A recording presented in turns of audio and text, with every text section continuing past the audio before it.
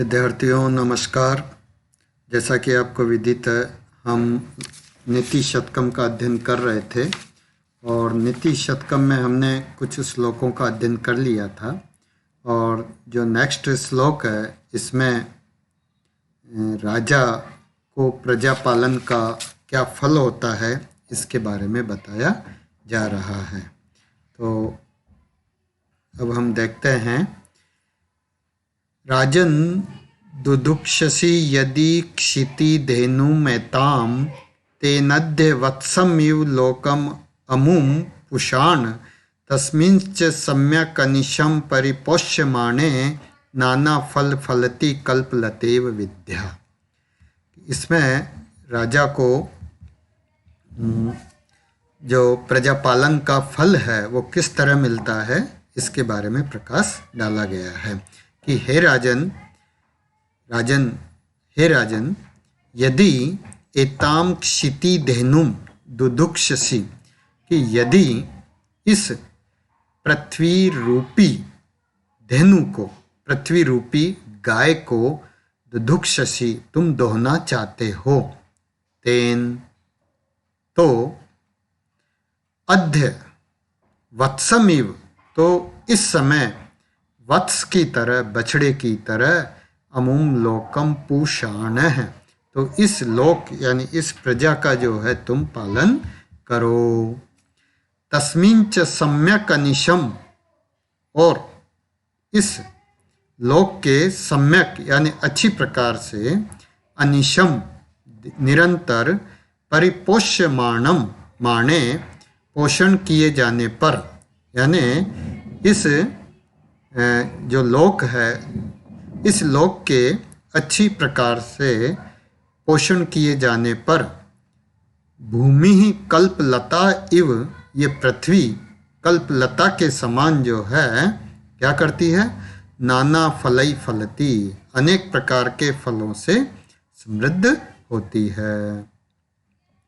एक बार और देखिए कि हे राजन यदि एताम क्षिति धेनुम दुदुक्षसि, कि हे राजन यदि इस पृथ्वी रूपी धेनु को तुम दोहना चाहते हो, तो आज से ही वत्सम इव अमुम लोकम पुषाण है, तो आज से ही इस वत्स के समान, वत्स बछड़े की तरह जो है इस लोक का, इस प्रजा का जो है पालन करो, इसका पोषण करो।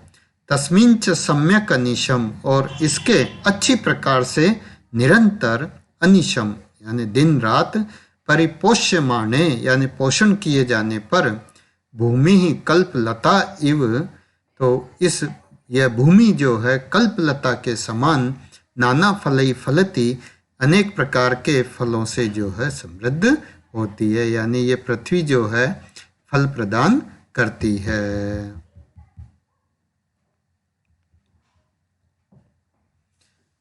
अगला श्लोक देखिए।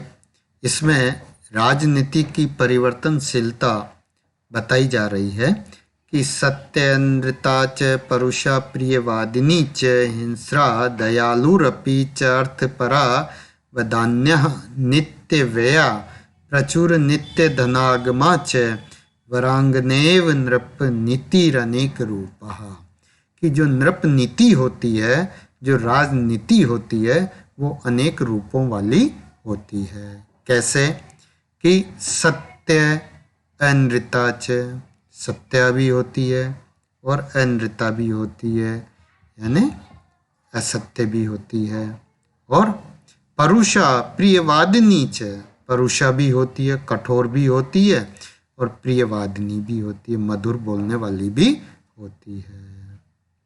हिंस्रा दयालुरपि च, हिंसक भी होती है और दयालु भी होती है। अर्थपरा वदान्या, अर्थपरा धन लोलुप भी होती है और उदार भी होती है। नित्य व्यया, नित्य व्यय करने वाली भी होती है। प्रचुर नित्य धनागमा च, और नित्य प्रचुर धन कमाने वाली भी होती है। नृप नीति ही, राजनीति जो है वरांगना इव, वरांगना के समान, वैश्या की तरह, अनेक रूपः अस्ति, अनेक रूपों को धारण करने वाली होती है। एक बार और देखिए, राजनीति के जो विभिन्न रूप है वो यहाँ बताए जा रहे हैं कि ये सत्या होती है, अनृता होती है, यानी कभी राजा को सत्य का सहारा लेकर कार्य करना होता है तो कभी असत्य का सहारा लेकर भी कार्य करना पड़ता है। कभी परुषा प्रियवादिनी च, कभी कठोर और कभी मधुर बोलने वाली होती है। हिंसा दयालुरपि च, कभी घातक हिंसक और कभी दयालु रूप में जो है राजनीति कार्य करती है।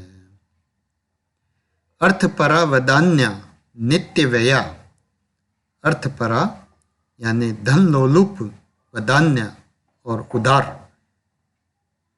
नित्य व्यया और नित्य व्यय करने वाली, और प्रचुर नित्य धनागमः, और कभी नित्य प्रचुर धन कमाने वाली।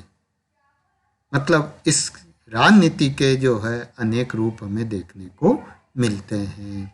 नृपनीति ही वरांगना इव, नृपनीति होती है, जो राजनीति होती है, यह वारांगना के समान अनेक रूपों को धारण करने वाली होती है।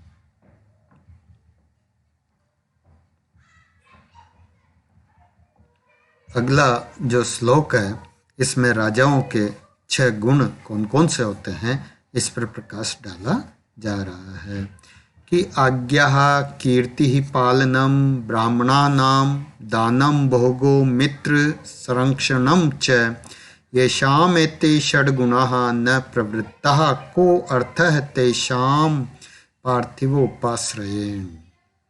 कि आज्ञा पालन मतलब जिस राजा, इसमें ये बताया जा रहा है कि तेसाम पार्थिव उपाश्रयेण का अर्थ है कि उन राजाओं के आश्रय लेने से क्या फायदा जिनमें ये 6 गुण नहीं पाए जाते। 6 गुण कौन से? पहला है आज्ञा, जिसकी आज्ञा का जिसके आदेश की पालना नहीं हो उस राजा का आश्रय लेने से क्या फायदा। कीर्ति है, जिसका यश न हो।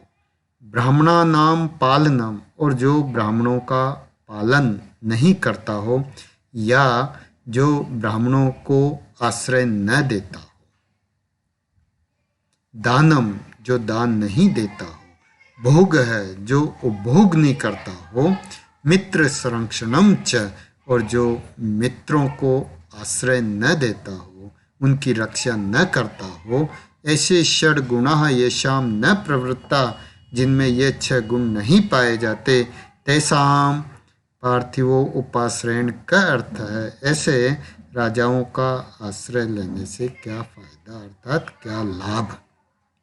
कहने का मतलब यह है कि जिस राजा के आदेशों की पालना नहीं होती हो, जिसकी कीर्ति नहीं हो, जिसका यश नहीं हो, जो ब्राह्मणों का पालन पोषण नहीं करता हो, जो दान नहीं देता हो, जो भोग नहीं करता हो, जो मित्रों का आश्रयदाता नहीं हो, उनकी सुरक्षा करने वाला न हो, तो ऐसे राजा के राज्य में मतलब आश्रय लेने से कोई लाभ नहीं है।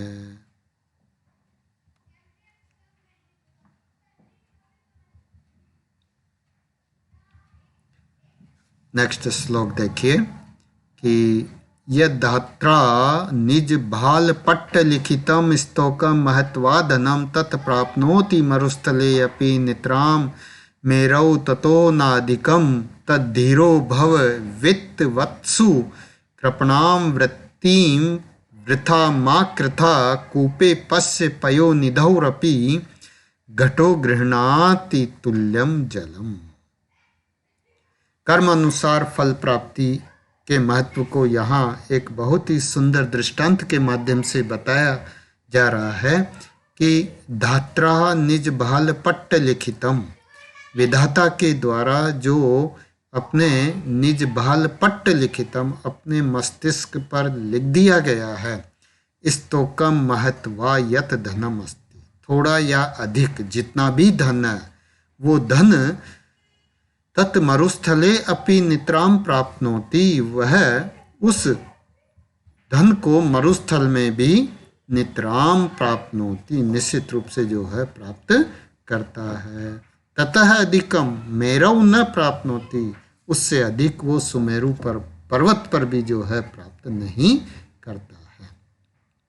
तत् धीरः भव, इसलिए हे मनुष्य तू धीर हो, धीर का मतलब है विश्वास करने वाला बन, धैर्य धारण करने वाला बन।